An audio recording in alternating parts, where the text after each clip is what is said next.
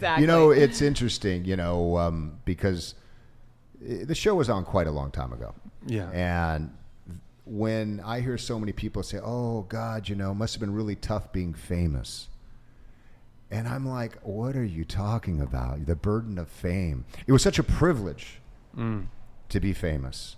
It was such a privilege for people to want your time and attention, to want you to shine your light on them. It was a privilege, to go to a great restaurant and, oh, hey, you're that guy. Come on in. We have a seat for you. For me, it was always such a privilege to have that spotlight for, a brief moment in time back then. And again, it was such a privilege when Muscles and Mayhem came back out on Netflix a month ago, to have everything just blow up, to go on, with all these different talk shows and TV shows and podcasts here with you, the Whatever podcast, 5 million subscribers, right? So, I mean, to me, it's such an honor that people are interested in your story, and that maybe you can take some of your life, experiences and share it with people, and that they want to hear it. I think where fame gets you in trouble is when you start to only search for the fame, right? When you look at fame and you take it as adoration. I mean, you take the adoration and applause and you mistake it maybe for love. You know what I mean? Oh, Absolutely. They're clapping for me. Oh, they adore me. Oh, they love me. And when you use that and it fills you in that way, when it goes away, it's a hard time. That's when it gets hard. Nowadays, I think that since everybody seems to be famous, I mean, let's think of it seriously. It's like our social media now, it's like you can have one hit and go viral, and all of a sudden now you're famous. But what are you famous really for? Right. That's very true. Not really. A lot of people get famous for doing absolutely nothing. Yeah. And I feel like it was such a privilege for you guys to be famous at that time because, again, social media wasn't really a thing. Right. You kind of had to work hard. Yeah, you had to work exactly. hard to get, to become famous. Yeah. Now you don't have to really work hard to become famous. You just got to have a really good idea and maybe a really good video that you edit the shit out of that comes out amazing.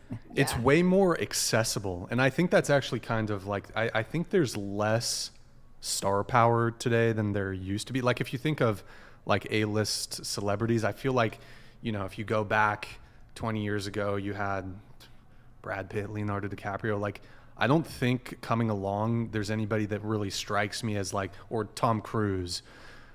Even in the music industry, like I feel like people, music industry is a little different, but you had these massive stars, and I feel like it's just more spread thin. Like we can look in J-Lo's closet now. So Right, there's no secrets. There's no. Yeah, there's not a mystery. Yeah, exactly. Because Yeah.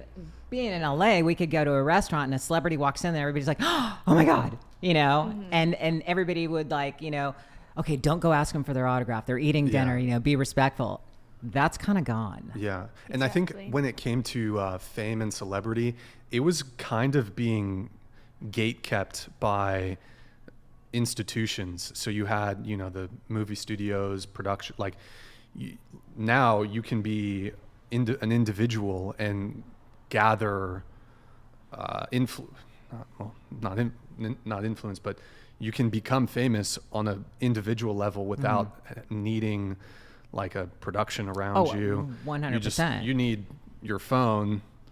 And you said it perfectly, Brian. The gatekeepers are gone. Yeah. Right. And that's both beautiful and it's terrible at the same time. Yes. Right. Yeah. So anybody can Double-edged come sword. on for anything. Yes. The barrier to entry to the media business, exactly. to be an influencer, to be in front, makes it more accessible to every man, every woman, every person. Which is great. But I think what you said is right on. The idea of movie star is dead. Right? Like, who is the young movie stars that people right now are flocking to go see? Like, oh my God, before, a movie was opening and there was a certain person in it, you were like, oh, he's in this movie, I got to see it. And now I think what Lori said is so true, that, the old saying is never meet your heroes, because you start to meet your heroes and then you meet Will Smith.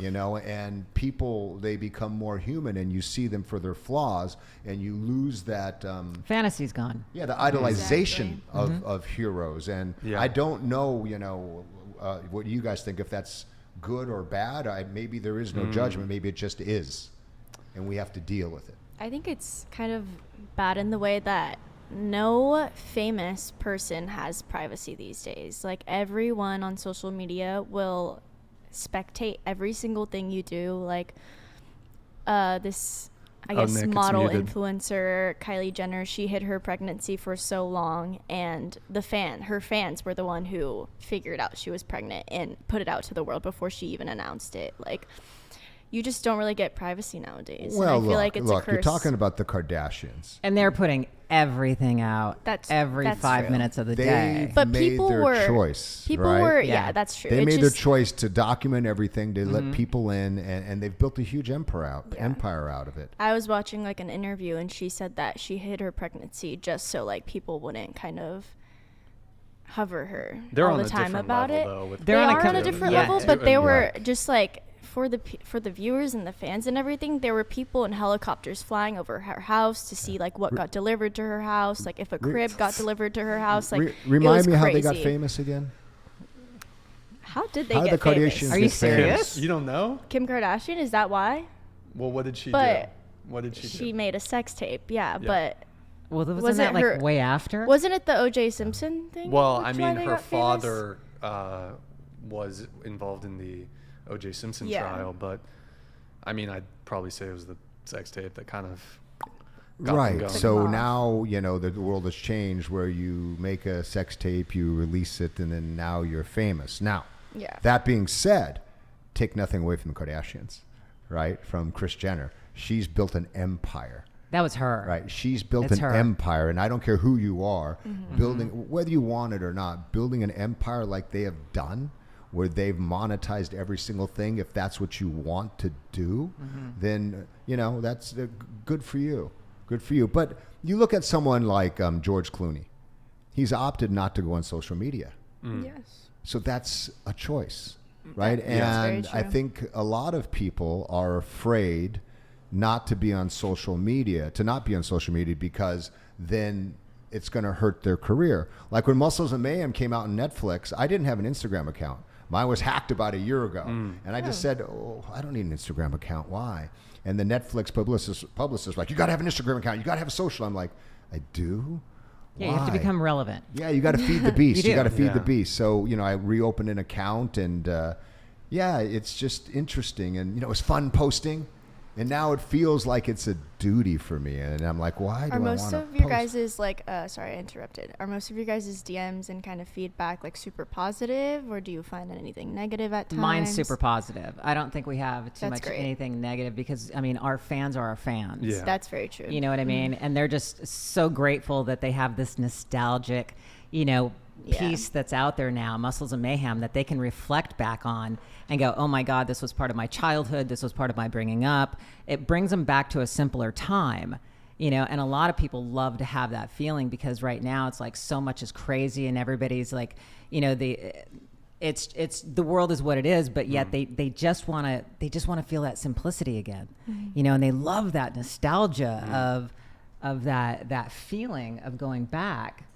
Well, I think it's like a good song, Mm-hmm. you know, right? There's a song that you listen to and you listen to that song. Oh man, I remember that was high school when I was Mm-hmm. a freshman. I remember in college I was with my boys, or, oh, that's when I was with my boyfriend. I don't know why I spoke in that voice, but that's when I was with my boyfriend. Yeah, so Gladiators is very nostalgic for kids of the 90s. And one of the nice things, like Lori was saying, we got so many DMs like, oh my God, I watched that show with my dad. It was that one moment we had together. Oh my God, I watched that show with, you know, my little brother. And then we'd go out to the backyard and we played Gladiators. Yeah.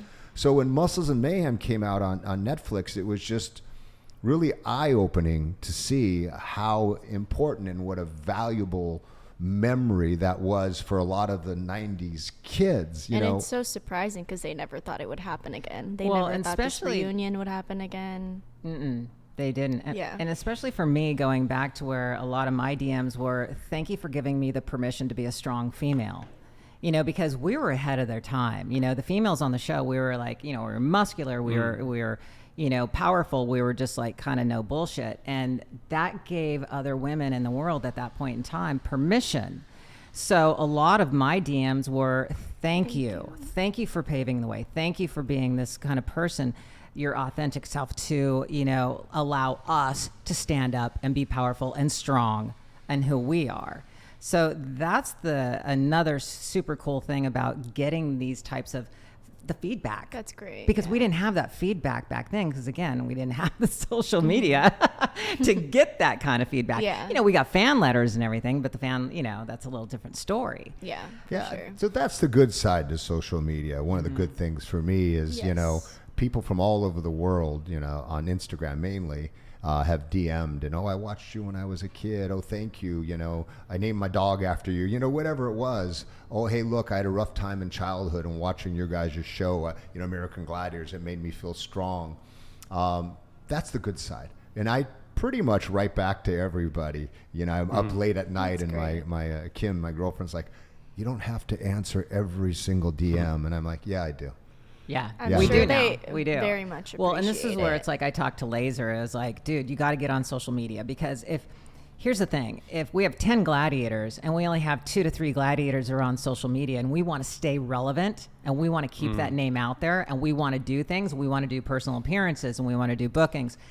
All of us need to be on social media, because then we have a presence with all of us, not just one or two. It doesn't work that way. That's a good point. true. So my social media, I was getting my social media geared up a good year and a half ahead of time. I mean, when we started filming The Muscles of Mayhem, and it was like, okay, you need to do a TikTok account. I was like, really? Your account's awesome, Ice. Your Damn. TikTok account is awesome.